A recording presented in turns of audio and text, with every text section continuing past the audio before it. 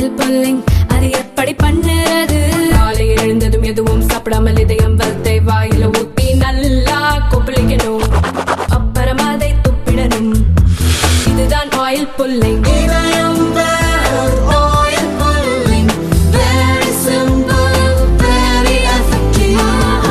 சேலம் சிவராஜ் சித்த வைத்தியசாலை தமிழ்நாட்டில் அனைத்து மாவட்டங்களிலும் மருத்துவ முகாம் தொடர்ந்து நடைபெற்று வருகிறது. மேலும் விவரங்களுக்கு www.sivarajsiddha.com. நம்ம பாக்குறோம் டெல்லியில நீங்கள் சொன்னது போலவே நீங்க வந்து பிரம்மாஸ்திரம் எடுத்ததா பாஜகன்னு நம்ம வந்து ஒரு பேட்டி பண்ணியிருந்தோம்.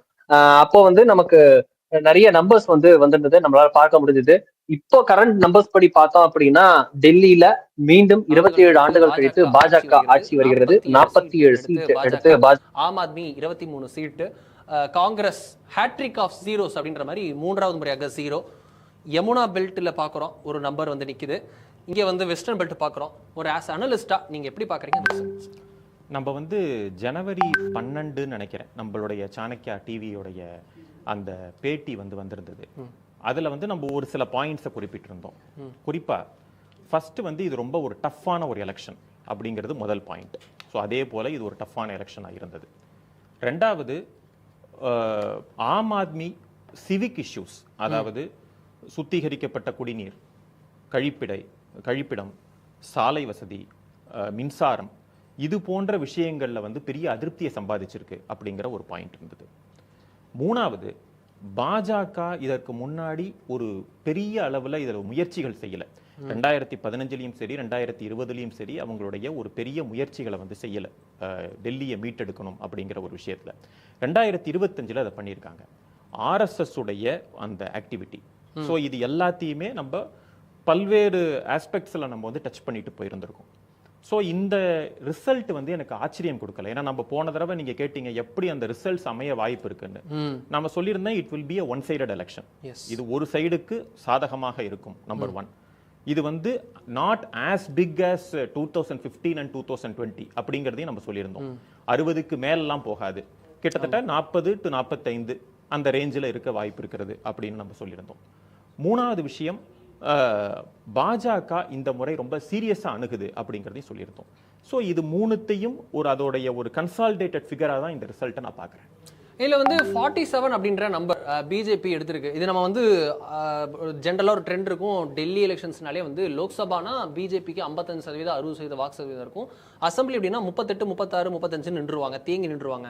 அவங்களுக்கு வந்து இது இல்லை, அவங்களுக்கு அதை கன்வெர்ட் பண்ணுறதுக்கு அவங்களோட டாப் சீலிங்கே பார்த்தோன்னா 2020ல் 38% எடுத்தது தான். அப்போயும் 8 சீட்டு தான் எடுத்திருந்தாங்க. ஆனால் இம்முறை வந்து பிஜேபி 48% கரண்ட்லி எனக்கு தெரிஞ்ச ஆன ஆவரேஜ் 48% ஓவராலாக வந்திருக்கு டெல்லியில். அப்படி இருக்கு பிஜேபி எப்படி இந்த இதை பண்ணாங்க? அவங்களுக்கு லோக்சபாக்கு ஓட்டு போட்டுட்டு அசம்பிளிக்கு நான் போட மாட்டேன்னு திரும்பி போகக்கூடிய அந்த ஓட்டர்களில் எப்படி அவங்கள திருப்பி இழுத்துருக்காங்க? ஒரு 10% எப்படி அதிகரிச்சிருக்காங்க? இல்லை, டெல்லியை இதை நம்ம அனலைஸ் பண்ணணும்னா டெல்லியோடைய ஒரு சில வரலாறை நம்ம பார்க்கணும். புது டெல்லி பார்லிமெண்ட் சீட் அப்படிங்கிறத ஸ்பெசிஃபிக்காக நம்ம பார்க்க போனால் அது வந்து ஜனசங்கம் பாஜக கோட்டையா இருந்திருக்கு. 1961ல வந்து ஃபர்ஸ்ட் பால்ராஜ் மதோக் அவர் தான் ஜனசங்கத்தோடைய வேட்பாளர் ஜெயிச்சிருக்கார் நியூ டெல்லி பார்லிமெண்டரி சீட்ல. எதுக்கு சொல்றேன்னா டெல்லியில பாஜக என்னமோ புதுசா வந்த மாதிரி சில பேர் நினைப்பாங்க. இல்லைன்னா 93 to 98ல ஜெயிச்சாங்க, அதுக்கப்புறம் ஒரு 25 வருஷ கேப்பு, இல்லை சாரி ஒரு 27 வருஷ கேப்பு அப்படின்னு நினைப்பாங்க. அப்படி கிடையாது. 1961ல பால்ராஜ் மதோக் ஜெயிச்சார். அதுக்கப்புறம் வந்து மனோகர்லால் சோந்தின்னு ஒருத்தர் ஜெயிச்சார் 1967 நினைக்கிறேன். 1977 and 80ல பாத்தீங்கன்னா ஜனதா கட்சி சார்பா அடல் பிஹாரி வாஜ்பாய் ஜெயிச்சிருக்காரு நியூ டெல்லி பார்லிமெண்டரி கான்ஸ்டிட்யூன்சில. அதுக்கப்புறம் அத்வானி ஜெயிச்சிருக்காரு 1989 91 அதெல்லாம் அத்வானி ஜெயிச்சிருக்காரு. ஸோ ஜனசங்கம் பாஜக இதுல இருக்கிற ஒரு டாப் மோஸ்ட் லீடர்ஸ் நின்று ஜெயிச்ச ஒரு ஏரியா நியூ டெல்லி அப்படிங்கிறது. ஸோ இந்த நியூ டெல்லிங்கிறது ஒன்னா இருந்தது. அதுக்கப்புறம் it is becoming a consolidated territory அப்படின்னு ஆயிடுச்சு. நீங்க 93 96 98 99 இந்த 4 தேர்தலில் பார்த்தீங்கன்னா பாஜக 91ல வந்து 5 out of 7 சீட்ஸ் லோக்சபால, 96ல வந்து 6 out of 7, 98ல வந்து 6 out of 7 அண்ட் 99ல வந்து 7 out of 7. 4 தேர்தலில். அப்புறம் 2 எலெக்ஷன் வந்து 2004ல 1 out of 7 தான். ஏன்னா 6 out of 7 Congress வாங்கிச்சு. 2009ல 7 out of 7 Congress வாங்கிச்சு.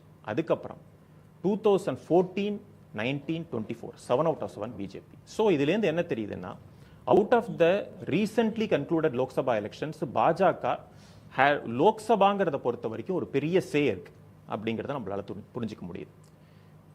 அதே வந்து அசம்பிளியில ஏன் வரல அப்படின்னு நீங்க கேட்குறீங்க. 2018க்கு முன்னாடி 2013க்கு முன்னாடி ஃபர்ஸ்ட் வந்து அசம்பிளி எலெக்ஷன் தான் வரும். அதுக்கப்புறம் தான் followed by parliament. Assembly election அப்படின்னு வரும்போது அது வந்து ஒரு மினி இந்தியா டெல்லிங்கிறது. அங்க எல்லா தரப்பு மக்களும் இருப்பாங்க. நீங்க பாத்தீங்கன்னா அதுல பூர்வாஞ்சலிஸ் உண்டு, ஜாட்ஸ் உண்டு, பஞ்சாபிஸ் உண்டு, இஸ்லாமியர்கள் உண்டு, மிடில் கிளாஸ் பீப்புள் உண்டு, எஜுகேட்டட் உண்டு, தமிழர்கள் உண்டு, பெங்காலிஸ் உண்டு, எல்லா மக்களும் உண்டு. ஸோ டெல்லியில யாரு ஜெயிக்கிறாங்களோ, அசம்பிளியில யார் ஜெயிக்கிறாங்களோ, அது ஒரு மினி ஒரு ஒப்பீனியன் போல் மாதிரி வச்சுக்கலாம். நீங்க லோக்சபால யார் ஜெயிக்கிறாங்கிறத கிட்டத்தட்ட தீர்மானம் பண்ணலாம். இப்ப 93ல பிஜேபி ஜெயிச்சாங்க, 96ல பிஜேபி சிங்கிள் லார்ஜஸ்டா வந்தாங்க லோக்சபாவை பொறுத்த வரைக்கும். அதே மாதிரி 98ல பிஜேபி தோத்து போனாங்க. ஆனா 99ல கார்கில் இஷ்யூனால லோக்சபால வந்தாங்க. 2003லையும் 2008லையும் காங்கிரஸ் ஜெயிச்சாங்க அசம்பிளியை பொறுத்த வரைக்கும். அதே மாதிரி 2004லையும் 2009லையும் காங்கிரஸ் தான் ஜெயிச்சாங்க பார்லிமெண்ட்ல. 2013ஓட அந்த செயின் வந்து நின்று போகுது. 2013ல சிங்கிள் லார்ஜஸ்டா பிஜேபி தான் வருது. 2014ல இவர் ஜெயிக்கிறார் மோடி. அசம்பிளியில ஆம் ஆத்மிக்கு 50% மேல ஓட்டு கிடைக்குது. ஒரு வைல்டு ஸ்விங் அப்படிங்கிற போது இந்த ரெண்டு பாசிபிலிட்டி தான் இருக்கு. ஸோ இதை ஜெயிக்கணும், பாஜக ஜெயிக்கணும்னா பார்லிமெண்ட்ல தனக்கு ஓட்டு போட்ட வாக்காளர்களை சந்தித்து அவர்கள் நம்பிக்கையை பெற்று மீண்டும் அந்த வாக்குகள் கிடைத்தால்தான் அது செஞ்சிருக்க முடியும் அப்படின்னு நம்ம ஒரு யூகமா நம்ம சொன்னோம். அதுதான் சரியும் கூட. ஏன்னா 48%லன்னா ஆம் ஆத்மியை தோக்கடிச்சிருக்க முடியாது. இன்னைக்கு ஓட் பர்சன்டேஜ் நீங்க அதுல பார்த்தோம்னா நம்மளுக்கு கிட்டத்தட்ட ஒரு 48 to 49% if the numbers are correct வரும். அப்படி பார்க்கும்போது இதுல என்ன தெரியுதுன்னா, பாஜக தனது வாக்காளர்களை சந்தித்து அவர்களை கன்வின்ஸ் செஞ்சு அவர்களை மீட்டெடுத்துள்ளது. ஸோ இதுதான் இதுல வந்து முக்கியமான விஷயமா நான் பார்க்குறேன். ஓகே, நம்ம இதில் பார்க்கும்போது இப்போ கரண்ட்லி திரு அண்ணாமலை அவர்கள் ட்வீட் போட்டிருக்கிறாரு. என்ன அப்படின்னா, திரு தமிழக பாஜக தலைவர் திரு அண்ணாமலை அவர்கள் சொன்னது என்னன்னா, the people of Delhi have rejected the corrupt AAP, decimated the Congress party for the third consecutive term and have given BJP Delhi a historic mandate in the assembly elections.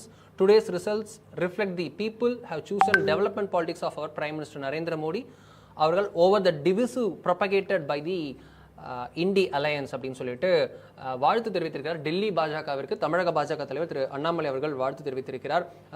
Indie கூட்டணியின் பிரிவினைவாத அந்த மோசமான அரசியலுக்கு சவுக்கடி கொடுத்திருக்கிறார் மோடி அவர்கள். மீண்டும் ஒரு முறை டெல்லி மக்கள் வந்து பாஜகவின் மீது நம்பிக்கை வைத்திருக்கிறது, காங்கிரஸையும் ஆம் ஆத்மியையும் மக்கள் புறக்கணித்திருக்கிறார்கள் அப்படின்னு சொல்லிட்டு திரு அண்ணாமலை அவர்கள் வாழ்த்து செய்தி போட்டிருக்கிறார். அதே போல திருமதி நிர்மலா சீதாராமன் அவர்களும் மத்திய நிதியமைச்சர் அவர்களும் வாழ்த்து தெரிவித்திருக்கிறார். பிரதமர் மோடி அவர்களுக்கு இந்த புகழாரத்தை சூட்டியிருக்கிறார். இது வந்து மக்களுக்கு விக்சித் பாரத்தை உருவாக்கும் நோக்கத்தில் பாஜக செய்யும் சேவை அப்படின்னு சொல்லிட்டு இன்கம் டேக்ஸ் கூட மக்களுக்கு பாஜக கொடுக்கக்கூடிய ஒவ்வொரு விஷயத்தையும் ஹைலைட் பண்ணி அவர்கள் சொல்லியிருக்கிறத நம்ம பார்க்க முடிகிறது. நான் கேட்கணும்னு நினைக்கிறது சார், இப்போ அரவிந்த் கெஜ்ரிவாலே அவர் தொகுதியில் தோக்கிறது நம்ம எப்படி புரிஞ்சுக்கிறது? மணிஷ் சிசோடியா அவர் தொகுதியில் தோக்குறாரு, அதுவும் எப்படி நம்ம பார்க்கறது? நான் சொல்ற மாதிரி அந்த சிவிக் இஷ்யூஸ் அது அபிஷியல் எலெக்ஷன் கமிஷனுடைய டேட்டா படி பார்த்தோம்னா பாஜக 47, ஆம் ஆத்மி 23 அப்படின்னு வந்து நிக்குது. ஸோ இந்த 23ல 21 வந்து நிக்குது. வித் 2 ஜெயிச்சிருக்காங்க, 21 லீடிங்ல இருக்காங்க, 23. ஸோ பாஜக 2 ஜெயிச்சிருக்கு, 45ல லீடிங்ல இருக்கு. ஸோ 47. இந்த இதில் தான் நான் வந்து கேட்கணும்னு நினைக்கிறேன். இதில் பார்த்தீங்கன்னா உங்களுக்கு ஆதிஷி வந்து வெற்றி பெற்றிருக்கிறார். கல்காஜி தொகுதியில் வந்து 2000 சில்லற வாக்குகள் வித்தியாசத்தில் வந்து வெற்றி பெற்றிருக்கிறார். கரண்ட் முதல்வராக இருப்பவர் அவர் வந்து அவருக்கு ஒரு கிரவுண்ட்லாம் இது கிடையாது, அவங்க வந்து ஒரு நல்ல இன்டெலெக்சுவல், பட் ஆனால் கிரவுண்ட்லெஸ் இது கிடையாது, கெஜ்ரிவால் தான் எல்லாமே அப்படின்னு சொல்லிட்டு திருப்பி வந்தோம் ஆட்சிக்கு வந்தோம்னா கெஜ்ரிவால் தான் முதல்வர், ஆதிஷிலாம் இருக்க மாட்டாங்க அப்படின்னு ஆம் ஆத்மியிலே பலர் சொல்லி வந்த நிலையில் ஆதிஷி வென்றிருக்கிறார், கெஜ்ரிவால் தோற்றிருக்கிறார். ஏன் தோற்றார் கெஜ்ரிவால்? இல்ல, கெஜ்ரிவாலுடைய தோல்விக்கு பல காரணங்கள் உண்டு. இப்ப ஆம் ஆத்மியோட ஜெனிசிஸ் அப்படின்னு நம்ம எடுத்து பார்த்தோம்னா, இது வந்து ஒரு ஒரு முன்னாடி இருக்கிற ஒரு ஏற்கனவே இருக்கிற ஒரு சித்தாந்த ரீதியான ஒரு கட்சி கிடையாது. எஸ், ஒரு என்ஜிஓக்களால ப்ரொபகேட் பண்ணப்பட்டு, குறிப்பா சொல்ல போனா பத்திரிகையாளர்களால வளர்க்கப்பட்ட ஒரு கட்சி ஆம் ஆத்மி கட்சி அப்படிங்கிறது. It has not having a political backbone on its own. So இது பார்த்தீங்கன்னா அதனால தான் பாஜகவும் காங்கிரஸுமே கொஞ்சம் திணறினாங்க. ஏன்னா புதுசா வந்திருக்காங்கிறதோட எல்லாமே உங்களுக்கு பெரிய ஹிஸ்டாரிக் பேக்கேஜ் கிடையாது.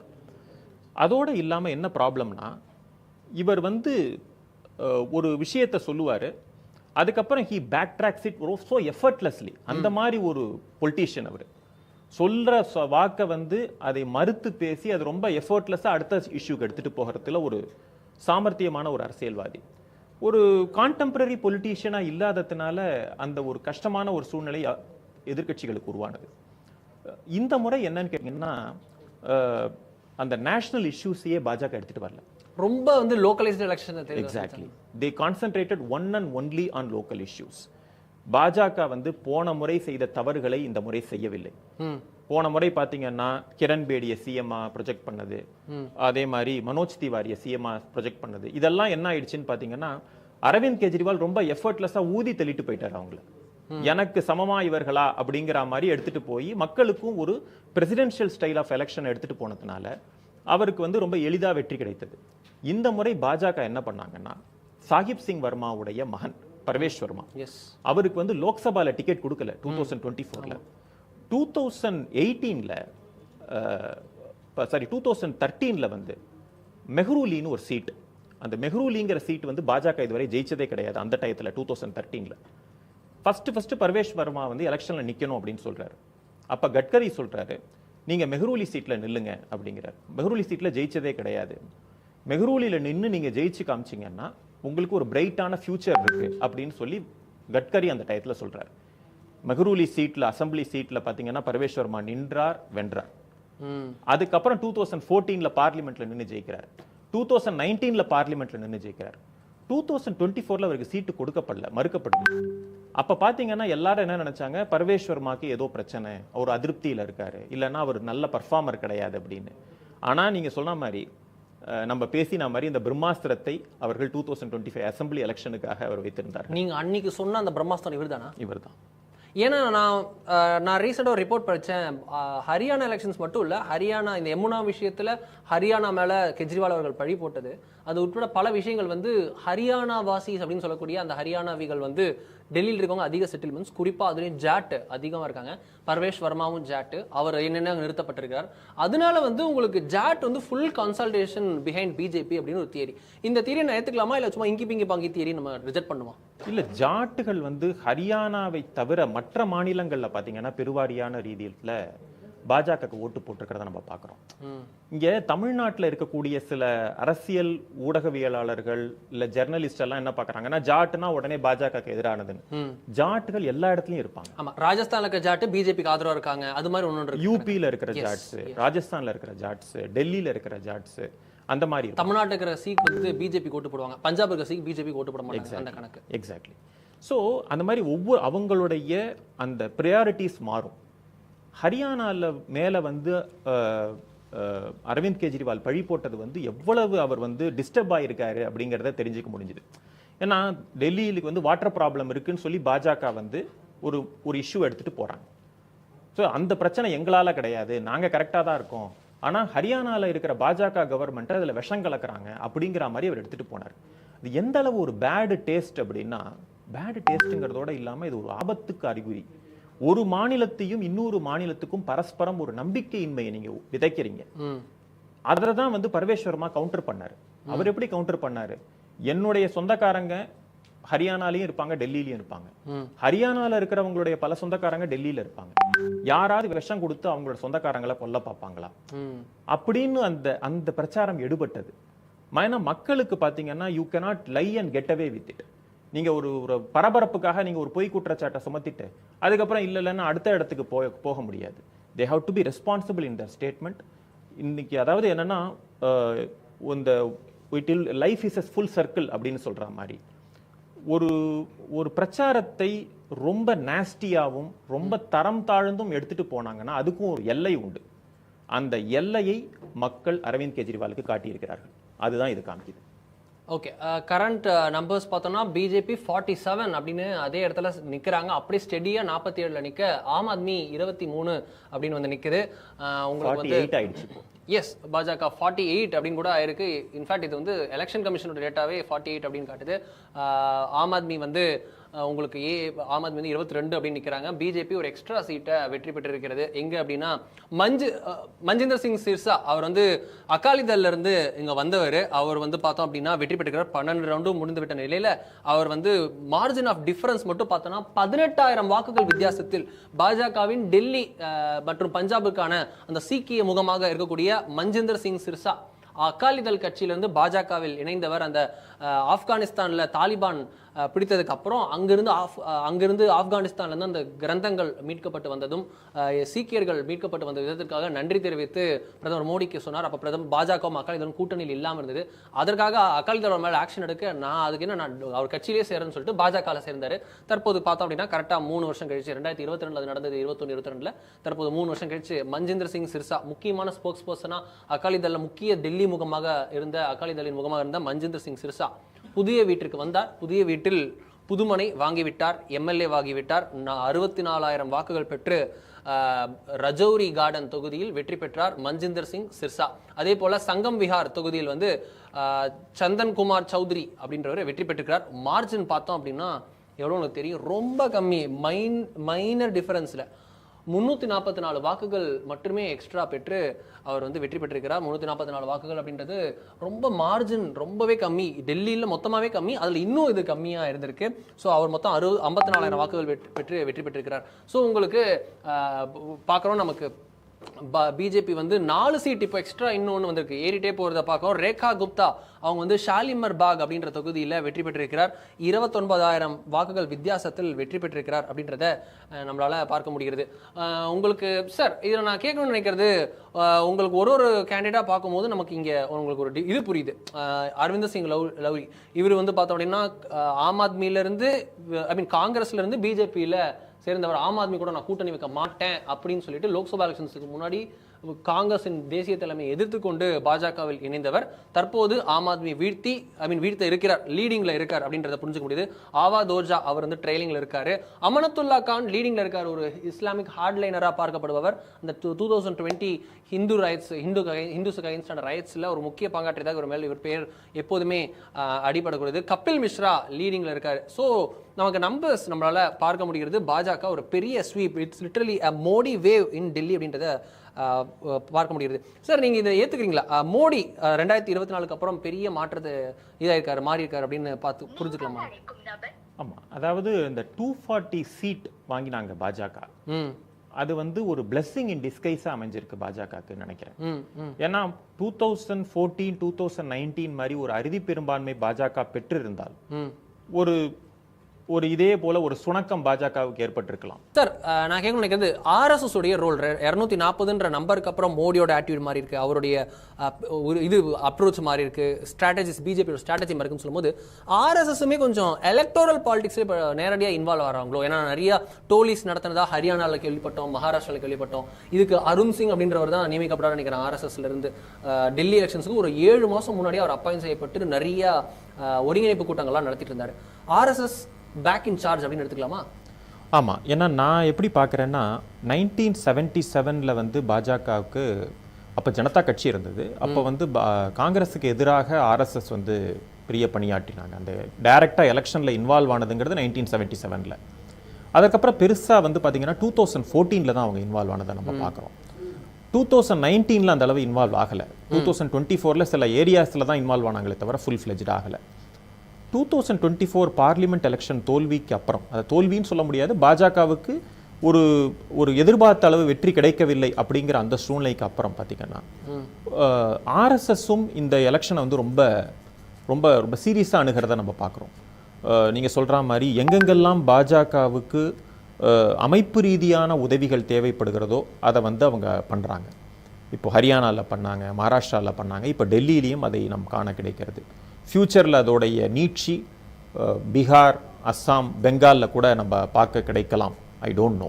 பீகாரில் நமக்கு வந்து இப்போ அடுத்த அசம்பிளி எலெக்ஷன்ஸ் வருது நவம்பரில். உங்களுக்கு நிதிஷ்குமார் இருக்காரு, சிராக் பாஸ்வான் இருக்காரு, அவங்க கூட்டணி கட்சியில மாஞ்சி இருக்காரு, இவங்க எல்லாத்தையும் அரவணைச்சு போகணும், அதுவே ஒரு பெரும் பஞ்சாயத்து. ஆப்போசிட்ல உங்களுக்கு வந்து காங்கிரஸ்னு நீங்க வந்து ஈஸியா தப்பிக்க முடியும். முறை வந்து ஆர்ஜேடி வந்து ரொம்ப டஃப் ஃபைட் கொடுக்கக்கூடிய ஒரு நல்ல ஸ்ட்ராங்கான ரீஜனல் பார்ட்டி. தேஜஸ்வி யாதவ் கிட்ட முதல் முறையா முழு தலைமை விட வந்திருக்கு. முன்னாடி வந்து அப்பா இருப்பாரு சிஎம் கேண்டிடேட் இவருன்ற மாதிரி இருந்தது. பட் ஆனா இந்த முழுமையாக தலைவராகவே திரு தேஜஸ்வி யாதவ் நியமிக்கப்பட்டிருக்காரு. எப்படி எதிர்கொள்ள இருக்கிறது பாஜக? ஏன்னா வயசானவங்க யூத் அப்படின்ற நிலைமையில போய் நிக்குதுல. ஆமா, ஏன்னா பீகார்ல இந்த ரொம்ப challenge. Prashant Kishor master strategist, அவரும் வந்து பொலிட்டிக்கல் பார்ட்டி இது பண்ணிட்டு வந்திருக்காரு உள்ள. அவர் எப்படி பண்ண போறாரு? பிரசாந்த் கிஷோர்கிட்ட பெரிய பொலிட்டிக்கல் இம்பாக்ட் இருக்கிற போறதா நான் பார்க்கல. ஸ்ட்ராட்டஜிஸ்ட் வேற, but political Prashant Kishor is different. So அவரால் பெரிய இம்பாக்ட் கிரியேட் பண்ண முடியும்னு எனக்கு தோணலை. But Tejashwi Yadav as a youth leader அவர் மேல வந்து ஒரு எதிர்பார்ப்பு ஜாஸ்தி இருக்கும்னு நான் நினைக்கிறேன். இந்த தடவை போன தடவையே அவர் வந்து ஒரு சில ஸ்ட்ராட்டஜிக் பிளண்டர்ஸ்னால தான் அவர் தன்னுடைய வெற்றி வாய்ப்பை இழந்தார். காங்கிரஸ் அதிக சீட் கொடுத்து சொல்றீங்க? காங்கிரஸ் அதிக சீட்டு கொடுத்தது, பிளஸ் வந்து மற்ற கம்யூனிட்டிஸை வந்து எந்த அளவுக்கு அவர் அட்ராக்ட் பண்ணணுமோ அந்த அளவு அட்ராக்ட் பண்ணலை. ஸோ அது ஒரு காரணமாக அமைந்தது. அதாவது எல்லாருக்குமான தலைவராக அவர் இன்னும் எழும்பி வரவில்லை. அதனால அந்த அந்த அந்த பெனிஃபிட் ஆஃப் டவுட் வந்து நிதிஷ்குமாருக்கு சென்ற முறை சென்றது. அதனால தான் அவர் வெற்றியை பார்த்தீங்கன்னா போன தடவை ஒரு பெரிய அறுதி பெரும்பான்மை கிடைச்சாலும், அந்த கூட்டணிக்கு கிடைத்தாலும் ரொம்ப ஒரு மார்ஜினல் விக்டரி தான் அவருக்கு கிடைத்தது. இந்த முறை அது ரொம்ப சேலஞ்சிங்காக இருக்கும். ஏன்னா நிதிஷ்குமாருக்கு வயதாகின்றது. ஜேடியு அப்படிங்கிறது ஒரு கட்சி அப்படின்னு பார்த்தாலும் இந்த நிதிஷ்குமாரை சுற்றியே சுழன்று கொண்டிருக்கிறது. அது வந்து எந்த அளவுக்கு அமைப்பு ரீதியாக பலமானதாக இருக்குது என்று தெரியல. பாஜகவிலும் சில மரணங்கள், அதாவது சுஷில் மோடி ஒரு ஸ்ட்ராங் ஸ்ட்ராட்டஜிஸ்ட், அவருடைய மரணம் லோக்சபாவுக்கு முன்னாடி. ஏன்னா அவர் வந்து பீகாரை நன்றாக உணர்ந்தவர், அவரும் இல்லை இப்போ. ஸோ அது எப்படி எடுத்துட்டு போறாங்கிறத பொறுத்துட்டு பார்க்கணும். ஏன்னா இந்த பக்கமும் ஒரு யூத் லீடர் இருக்கார், சிராக் பாஸ்வான். ஸோ அவருடைய வெற்றி, அவருடைய ஒரு ரோல் எப்படி இருக்க போகுது? ஏன்னா சிராக் பாஸ்வான் போன முறை நிதிஷ்குமாரோட இல்லை, இந்த முறை அவர் கூட இருப்பார். So it will be a titan of youths, அதாவது கிளாஷ் ஆஃப் யூத் அப்படின்னு பார்க்கணும். ரொம்ப இன்ட்ரெஸ்டிங்காக இருக்கும் அந்த தடவை. ஓகே, இதில் நான் தமிழ்நாடும் அடுத்த எலெக்ஷன்ஸுக்கு வர இருக்கிறது. தமிழ்நாட்டில் இப்போ இடைத்தேர்தலை பார்க்குறோம். திமுக ஒரு நல்ல வெற்றி, மீண்டும் ஒரு முறை வெற்றி பெற்றிருக்கிறது. சீமான் ஒரு நல்ல பெர்ஃபார்மன்ஸை கொடுத்துருக்காரு. 10,000-11,000 வாக்குகளை தாண்டி போயிட்டு இருக்கிறத நம்ம பார்க்குறோம். கடந்த முறை 43,000 வாக்குகளை ஈரோடு ஈஸ்ட்டில் பை எலெக்ஷன்ஸில் அதிமுக பெற்றது. அந்த இதில் வந்து இப்போ 1/4 எடுத்துட்டாரு, 2/4 எடுக்கிறாரு அப்படின்றத பார்க்கணும். அடுத்து நம்ம பார்க்க வேண்டியது இருக்கு. இதில் வந்து அதிமுக பாஜக இவங்களுக்கான ஸ்டேக்ஸ்லாம் என்ன இருக்கு? திரு அண்ணாமலை அவர்கள் வந்து 26 கூட்டணி ஆச்சுன்னு சொல்றாரு. அதுக்கான வாய்ப்புகள் இருக்கா? திமுக ஸ்டடியா வின் பண்ணிட்டு போற மாதிரி தானே இருக்கு. திமுகவோட பெரிய பலம் அவர்களோட கூட்டணி. என்னதான் ஆன்டி இன்கம்பன்சி இருந்தாலும் அவங்களுடைய கூட்டணி ரொம்ப ஸ்ட்ராங்கானதாக இருப்பதை நாம் பார்க்க முடிகிறது. அதிமுக இதுவரை இந்த கூட்டணியை அமைக்கவில்லை. நீங்க பாத்தீங்கன்னா ஒரு கூட்டணி வெற்றி பெற வேண்டும் என்றால் அது பல லேயர் இருக்கு. தலைவர்கள் மத்தியில் ஒருங்கிணைப்பு, அதுக்கப்புறம் துணைத் தலைவர்கள், 2ஆம் கட்ட தலைவர்கள் மத்தியில் ஒருங்கிணைப்பு, அப்புறம் கேடர்ஸ் மத்தியில் ஒருங்கிணைப்பு, அதுக்கப்புறம் தான் ஓட்டர்ஸ் மத்தியில் ஒருங்கிணைப்பு. ஸோ இது எல்லாம் சேர்ந்து வந்தால் தான் ஒரு கூட்டணி வெற்றி கூட்டணியாக மாறும். அதற்கு குறைந்தபட்சம் 1 வருஷம் தேவைப்படும் அதிமுக மாதிரி ஒரு கட்சிக்கு. ஏன்னா இனிமேல தான் அவங்க பெரிய கூட்டணிங்கிறதே அமைக்கணும். ஸோ பிப்ரவரி முடிஞ்சு போச்சு கிட்டத்தட்ட. ஸோ மார்ச் தான் இருக்குது. மார்ச்லேருந்து இன்னும் பார்த்தீங்கன்னா 1 வருஷம் கூட இல்லை ஹானஸ்டாக சொல்ல போனால். அதற்குள்ளே இது நடக்குமாங்கிறத நம்ம பொறுத்திருந்து பார்க்கணும். பாஜக எந்த அளவுக்கு தன்னை வளர்த்து கொள்ள வேண்டுமோ அந்த அளவுக்கு வளர்த்து கொள்ளவில்லை இந்த தமிழ்நாடு யூனிட்டை பொறுத்த வரைக்கும். ஸோ அதனால் இந்த தடவை இவர் வந்து கூட்டணி ஆட்சி அப்படின்னு சொல்லலாம். But I don't think BJP that much good ஷேப்பில் இருக்கிறதா நான் நினைக்கிறேன். திமுக பேக் அப்படின்றத புரிஞ்சுக்கலாமா? 2026 கரண்ட் ஸ்டேட்டஸ் கோ படி பார்த்தா ஒரு அரசியல் விமர்சகர்களாக நம்ம பார்க்குற போது எதையுமே நம்ம முன்கூட்டியே சொல்ல முடியாது. ஏன்னா ஒரு week is a long day in politics, long time in politics. இப்ப இருக்கிற நிலைமை தொடர்ந்தால், இப்படி இருக்கும் இந்த நிலைமை பொறுத்தால் திமுகவிற்கு வாய்ப்புகள் அதிகம். 400 பார் மாதிரி 200 பார் வாய்ப்பு இருக்கா? அது சொல்ல முடியாது. ஏன்னா மக்களும் பார்த்தீங்கன்னா அந்த அளவுக்கு ஒரு பெரிய லாங் டைனமிக் ஓட்டிங் அப்படின்னு பார்த்தீங்கன்னா சில நேரங்களில் தான் நமக்கு காண கிடைத்தது. 2011 நம்ம பார்த்தோம், 96 பார்த்தோம், 91 பார்த்தோம். அப்பெல்லாம் சில அசாதாரண சூழ்நிலைகள் இருந்தது. ஸோ 2011 கூட நம்ம வந்து அசாதாரண சூழ்நிலைன்னு சொல்ல முடியாது. பட் ஒரு வேவ் எலெக்ஷன், ஸோ அது போல் வேவ் எலெக்ஷனாக இருக்குமா அப்படிங்கிறத நம்ம பார்க்கல. ஏன்னா இப்போவும் பார்த்தீங்கன்னா ஆம் ஆத்மிக்கு எதிராக, டெல்லியில் சொல்கிறேன், ஆம் ஆத்மிக்கு எதிராக ஒரு பெரிய அதிருப்தி இருந்தது. அந்த அதிருப்தியை கேபிட்டலைஸ் செய்து கொள்ளக்கூடிய சூழ்நிலையில் பாஜக அன்றைய நிலைமையில் இல்லை. ஆனால் அதுக்கப்புறம் பார்த்தீங்கன்னா தன்னை தயார்படுத்தி கொண்டு பாஜக அந்த களத்தில் இறங்குற போது அதுக்கு வெற்றி கிடைத்தது. அதே போல திமுகவுக்கு எதிரான அதிருப்திகளை அதை பயன்படுத்தி கொள்ளக்கூடிய சூழ்நிலையில அதிமுக இருக்கிறதா, மற்ற கட்சிகள் இருக்கிறதா அப்படிங்கிறத பொறுத்து தான் நீங்க சொல்ற அந்த டைனமிக்ஸ் மாறுமே தவிர அதை வந்து அந்த கட்சிகளுடைய தயார் நிலையை பொறுத்தது. ஓகே, பிஜேபி டெல்லி வெற்றியை பார்க்கும்போது நமக்கு ஒரு முக்கியமான விஷயம் இருக்குது. நம்ம ஹரியானாவையும் சரி, மகாராஷ்டிராவும் சரி, உங்களுக்கு இப்போ லேட்டஸ்ட்டாக இப்போ டெல்லியும் சரி, இங்கே மூணுத்துலேயும் ஒரு பேட்டர்ன் என்ன அப்படின்னா, அவங்க லோக்கலைஸ்டாக எலெக்ஷனை சந்திக்கிறது, ஒரு முதல்வர் முகம் அப்படின்னு போகாமல் இருப்பது.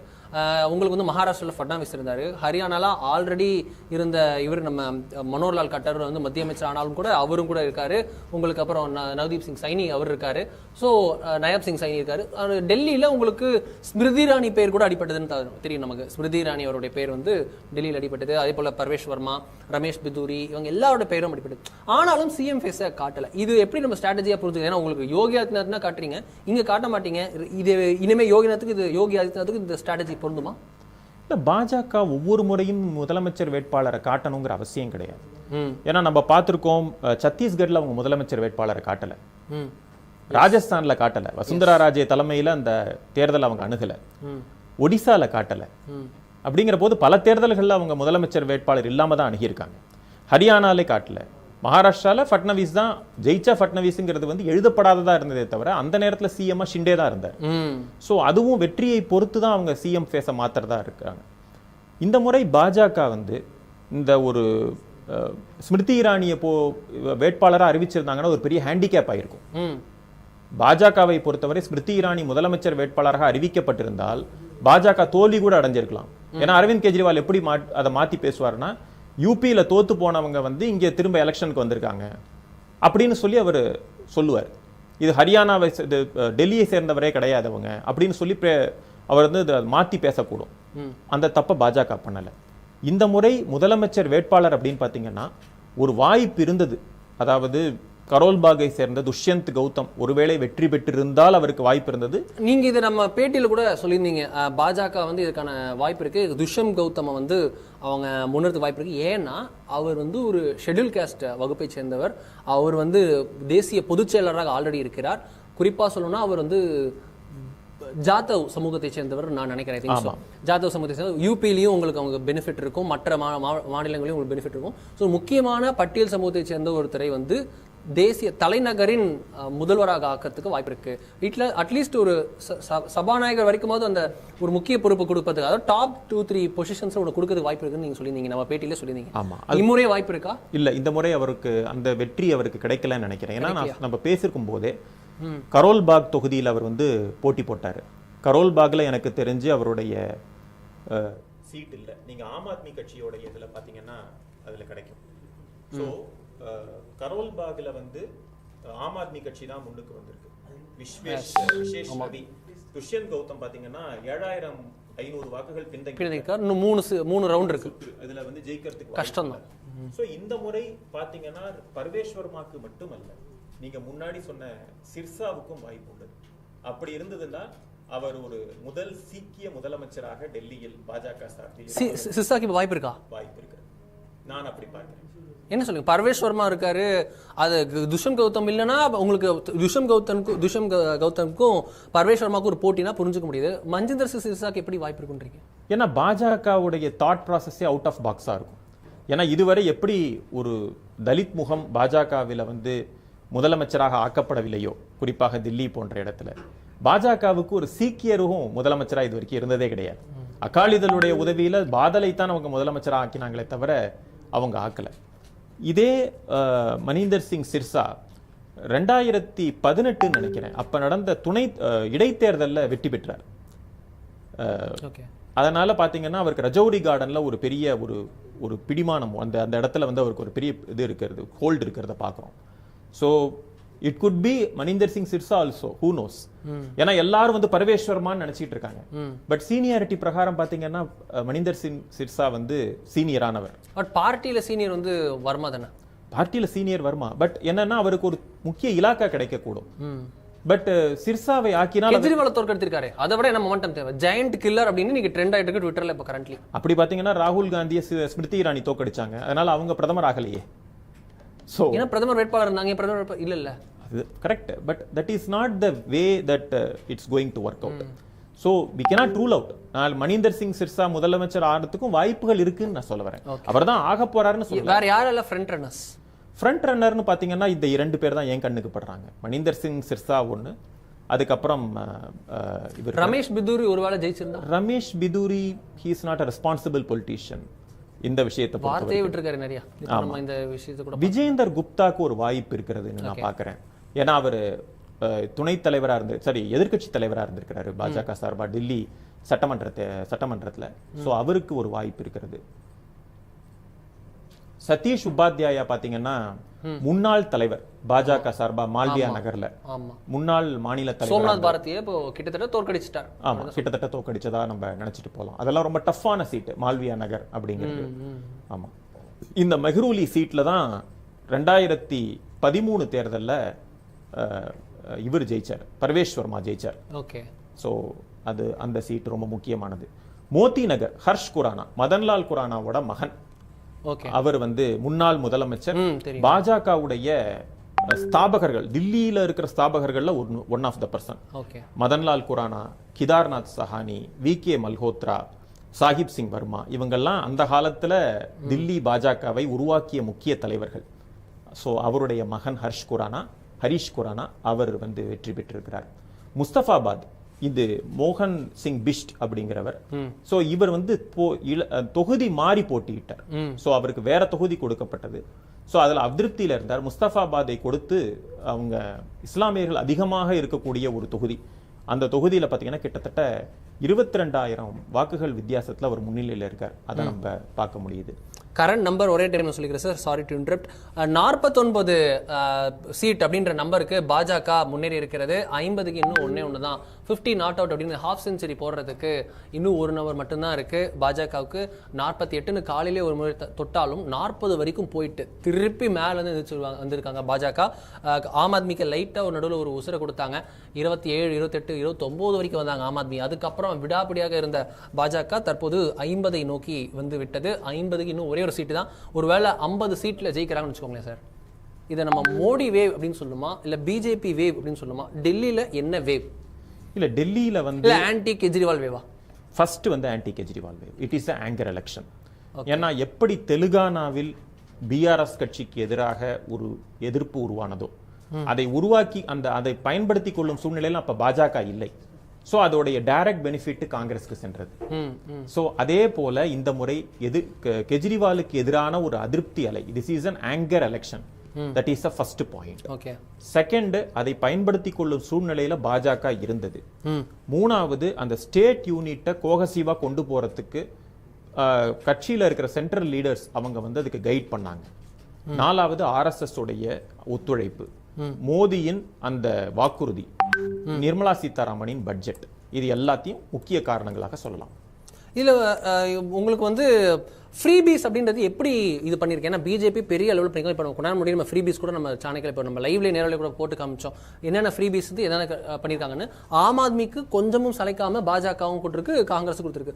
அது பிஜேபிக்கு ரொம்ப தேவையா இருக்கும். இப்போ ஒரு மாதிரி இடத்துல இப்போ ரீஜனல் பார்ட்டிஸை கவுண்டர் பண்ண ஃப்ரீபீன்ற ஆயுதத்தை பாஜகவும் எடுக்கணுன்ற கட்டாயம் வருதோ? ஏன்னா மகாராஷ்டிராவில் கொடுத்துருக்கதை பார்க்குறோம், ஒரு இடத்துலையும் ப்ராமிஸ் பண்ணிட்டு வராங்க. ஆமா, அதாவது ஃப்ரீபி கல்ச்சர்ல நான் எனக்குன்னு சில ஒப்பீனியன் இருக்கு, அதை நான் தனியா சொல்றேன். குறிப்பாக நீங்க பார்க்க போனா இந்த முறை இந்த டெல்லி எலெக்ஷன்ல பாஜக ஒரு விஷயத்தை அதுல ப்ரூவ் பண்ணியிருக்காங்க. காங்கிரஸை மட்டும்தான் பாஜகவால வெற்றி பெற முடியும், ஒரு ரீஜனல் ஸ்ட்ராங் லீடர்ஸை வெற்றி பெற முடியாது அப்படிங்கிறத 2வது முறை அதை ப்ரூவ் பண்ணியிருக்காங்க. முதன் முறை ஒரிசால நவீன் பட்நாயக்கை தோக்கடிக்கவே முடியாதுங்கிற ஒரு சூழ்நிலையில 2024 பாஜக அதை செய்து காட்டினார்கள். அதே போல அரவிந்த் கெஜ்ரிவால் அவரே பாத்தீங்கன்னா தோத்திருக்கார். நவீன் பட்நாயக்கும் 2 தொகுதியில நின்னார், அதுல ஒரு தொகுதியில தோத்தார். ஒரு தொகுதியில தான் அவர் வெற்றி பெற்றார். இந்த முறை அரவிந்த் கெஜ்ரிவால் தன்னோட சொந்த தொகுதியிலேயே தோத்து போயிருக்கார். சோ இதுல இருந்து நம்மளுக்கு தெரியறது என்னன்னா, பாஜக அந்த காங்கிரஸை மட்டும் இல்ல ரீஜனல் பார்ட்டிஸையுமே அவங்களால தோற்கடிக்க முடியும் அப்படிங்கிறத காமிச்சிருக்காங்க. இன்னொன்னு, அந்த ஃப்ரீபீஸை பத்தி கேட்டீங்க. அரவிந்த் கெஜ்ரிவால் மாதிரி ஒரு கிளவர் பொலிட்டீஷியனை தோற்கடிக்கணும்னா இந்த ஃப்ரீபீஸோட உதவி இல்லாம பாஜகவால முடிஞ்சிருக்காதுன்னு நம்ம பாக்குறோம். ஏன்னா நீங்களே கொஞ்ச நேரம் முன்னாடி சொன்னீங்க, ஒரு சில மணி நேரத்துக்கு முன்னாடி பாத்தீங்கன்னா எந்த அளவு ஊசலாட்டம் இருந்தது. காலையில ரொம்ப பாஜக மேல எழும்பியது. அதுக்கப்புறம் கேஜ்ரிவாலுடைய பார்ட்டி ஆம் ஆத்மி பார்ட்டி ரொம்ப பிக்கப் பண்ணாங்க, ரொம்ப குயிக்கா பிக்கப் பண்ணாங்க. அதுக்கப்புறம் திரும்பி பாஜக அது மேல போனாங்க. ஸோ அந்த ஃப்ரீபீஸ் இல்லாம அவங்களால முடிஞ்சிருக்காது. அரவிந்த் கெஜ்ரிவாலோட ப்ராப்ளம் என்ன ஆயிடுச்சுன்னா 2 ப்ராப்ளம் அவருக்கு வந்தது. ஒன்று, 2015 to 20 அவருடைய ஆட்சியை வந்து பெருசா யாரும் குறை சொல்லல. அதனாலதான் 2020 ஒரு பெனிஃபிட் ஆஃப் டவுட்டின் அடிப்படையில் 2வது தடவை அவருக்கு வாக்கு உங்களுக்கு கொடுத்தாங்க. ஒரு சில சீட்டுகள் குறைந்தது, 62 சீட் வந்தாங்க. பட் ஓட் ஷேர் அப்படியே 50% ஓட் ஷேர் இருந்தது. பட் இந்த முறை என்ன ஆயிடுச்சுன்னா பஞ்சாப்ல அவங்க வெற்றி பெற்றது. அங்க அவங்களுடைய ப்ராமிசஸை ஃபுல்ஃபில் பண்ணாம இருந்தது. ஏன்னா பஞ்சாபிஸ் நிறைய பேர் டெல்லியில உண்டு. ஸோ அது டாக் ஆஃப் த டவுனா மாறியது. பஞ்சாப்ல அவங்க கொடுத்த வாக்குறுதிகள் எதையுமே அரவிந்த் கெஜ்ரிவால் நிறைவேற்றல அப்படிங்கிற போது அது டெல்லியில ஒரு பாதகமான சூழ்நிலையை உருவாக்கியது. நம்பர் 1. 2வது, இந்த சீஷ் மஹல் எதெல்லாம் நான் வந்து செய்ய மாட்டேன் அப்படின்னு சொன்னாரோ ஒன்னொன்னா அரவிந்த் கெஜ்ரிவால் செஞ்சதை பார்க்குறோம். அரசியல் கட்சியை ஆரம்பிக்க மாட்டேன்னு சொன்னார், ஆரம்பிச்சார். தேர்தலில் நிற்க மாட்டேன்னு சொன்னார், நின்னார். காங்கிரஸ் உதவியை எடுக்க மாட்டேன்னு சொன்னார், 2013 வாங்கினார். பங்களா வாங்க மாட்டேன், கார்ல யூஸ் பண்ண மாட்டேன், அரசாங்க ரீதியான எந்த விதமான சலுகையும் அனுபவிக்க மாட்டேன் அப்படின்னு சொன்னார். ஒன்னொன்னுத்தையும் அவர் பண்ணார். ஸோ இதெல்லாம் பார்த்தீங்கன்னா ஒரு மக்கள் மத்தியில் ஒரு பெரிய அதிருப்தியை உருவாக்கியது. இவ்வளவையும் பண்ணிட்டு ஒரு நல்ல கவர்னன்ஸ் கொடுத்துருந்தாங்கன்னா அது வந்து மறக்கப்பட்டிருக்கும். ஒரு பக்கம் வந்து ட்ரைனேஜ் ப்ராப்ளம், ரோடு சரியில்லை, வாட்டர் பார்த்தீங்கன்னா கலராக ஒவ்வொரு நாளைக்கு ட்ரிங்கிங் வாட்டர் வந்து வித்தியாசமாக வருது. அதே மாதிரி எலக்ட்ரிசிட்டி ஒரு சில பேருக்கு ஃப்ரீயா கொடுத்தாலும் ஒரு சில பேருக்கு வந்து ஆயிரக்கணக்கில் தகுதி வாய்ந்த, ஆமா, அந்த தமிழ்நாட்டில் ஃபேமஸ் ஆச்சு அது மாதிரி. ஸோ அந்த மாதிரி ப்ராப்ளம்ஸ். ஸோ இவ்வளோத்தையும் பார்த்துட்டு மக்கள் என்ன பார்க்குறாங்கன்னா ஒரு பக்கம் இவரோட லைஃப் ஸ்டைல், இன்னொரு பக்கம் தான் படுற அவதி, இது ரெண்டுத்தையும் கம்பேர் பண்ணி பார்க்கும்போது it became an anger election. நான் ஒரு இங்கிலீஷ் நியூஸ் சேனலில் நான் ஒன்று பார்த்தேன். அதில் வந்து ரொம்ப முக்கியமான விஷயமா சொன்னது வந்து, இங்கே பாருங்க இவ்வளோ குப்பை இருக்குது அப்படின்னு ஒரு அம்மா கோவமாக சலிச்சுக்கிட்டு போகுது. அப்படியே முக்கியத்தை காட்டுறாங்க அந்த விஷுவல்ஸில். அப்படியே மாடு மேய்ஞ்சிட்டு இருக்கு, இவங்க அப்படியே போய் அப்பார்ட்மெண்ட்ஸில் போய் உட்காடுறாங்க. அது ஒரு காலனி ஏரியா போல் இருக்குது, ஒரு ஸ்லம் சைடில் இருக்கக்கூடிய ஒரு காலனி ஏரியா போல், ஒரு ஸ்ட்ரக்சர்டு பில்டிங் போல் இருக்குது. அவங்க ரொம்ப அதிருப்தியில் போகிறாங்க. நான் வந்து ரொம்ப இதாக இருக்கு அப்படின்னு சொல்லிட்டு போகிறாங்க. அவங்ககிட்ட கேட்கும் போது நான் அரவிந்த் கெஜ்ரிவால் தோக்கணும் அப்படின்ட்டு அவங்க சொல்கிற போகிற மாதிரி பார்க்குறோம். ஒரு சிவிக் ப்ராப்ளம், ஒரு கவுன்சிலர் கிட்ட இருக்க வேண்டிய ப்ராப்ளத்தை அரவிந்த் கெஜ்ரிவால் மேலே கோவத்துக்கு போகிறாங்க. நான் இங்கே தான் ஒரு கேள்வி கேட்கணும்னு நினைக்கிறேன். எம்சிடி, டெல்லியுடைய எம்சிடியை யாரெல்லாம் எப்போ வரைக்கும் ஆட்சியில் இருக்காங்களோ அவங்க அசம்பிளியில் ஜெயிக்கலன்ற ட்ரெண்டு 30 வருஷமாக போயிட்டுருக்கு.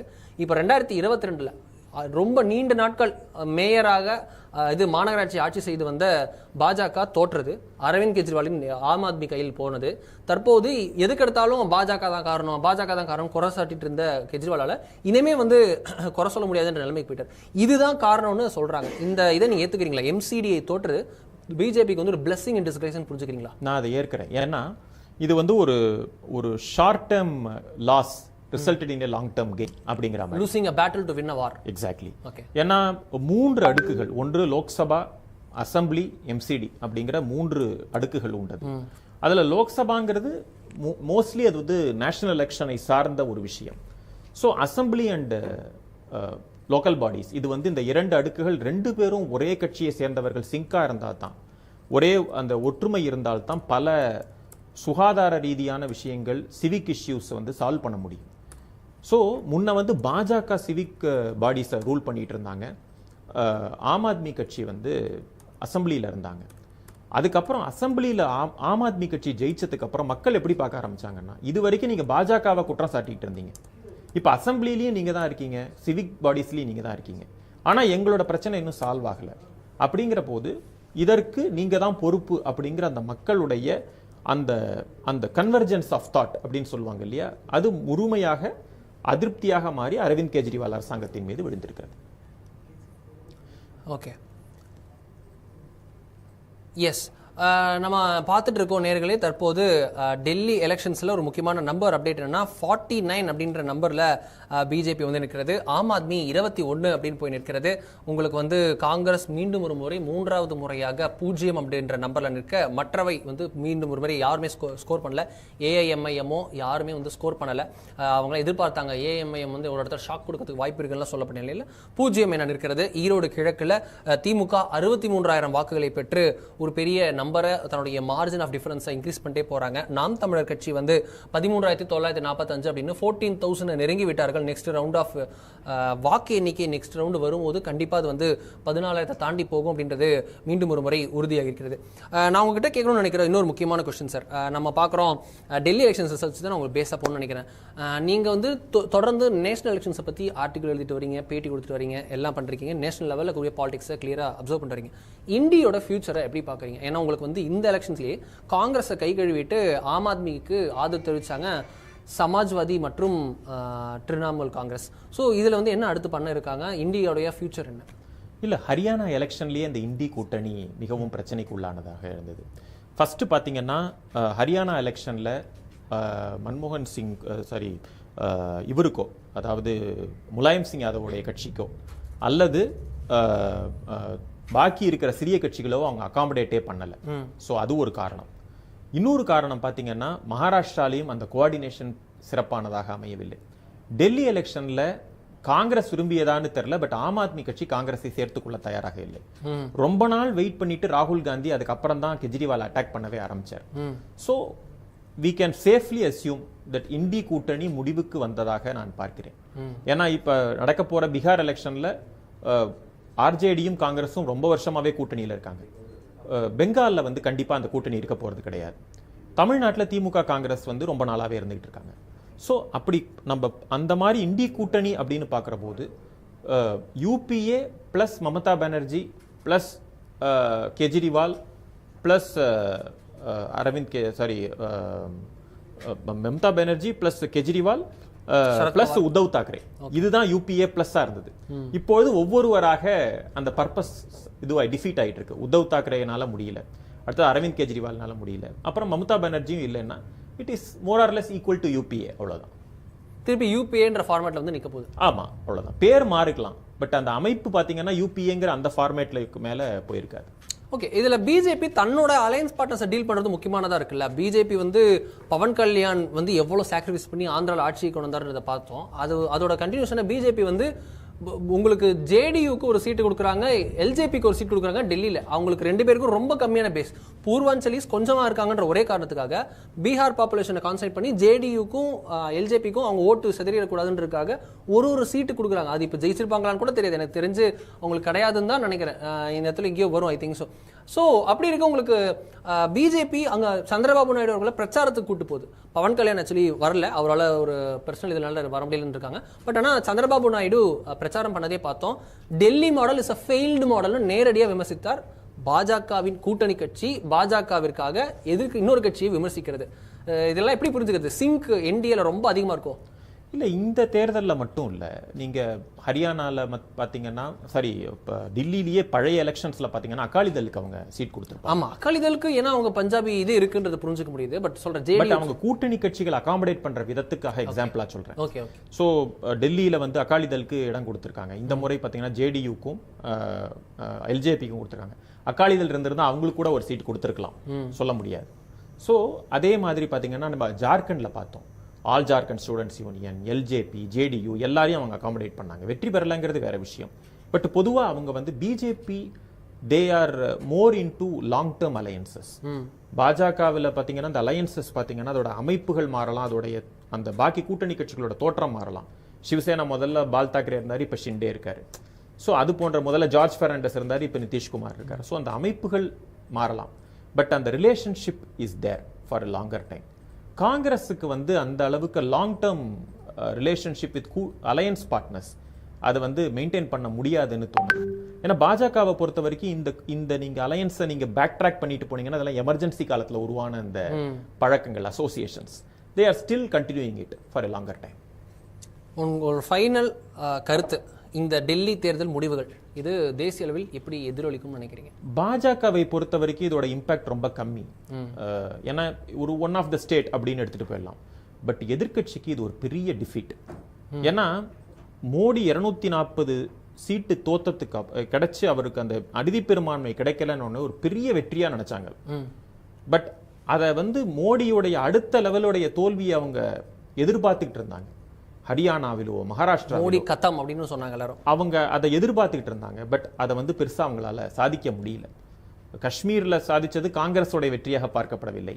ஜார்க்கண்ட்ல கிடைத்தது வந்து அங்கேயுமே கூட நல்ல பெர்ஃபார்மன்ஸ் பிஜேபி பர்ஃபார்மன்ஸ் பண்ணாங்க. பட் அது ஒரு காங்கிரஸோடைய வெற்றியா அதை கொண்டாட முடியல. அது வந்து உமர் அப்துல்லாவோட வெற்றியாக பார்க்கப்பட்டது.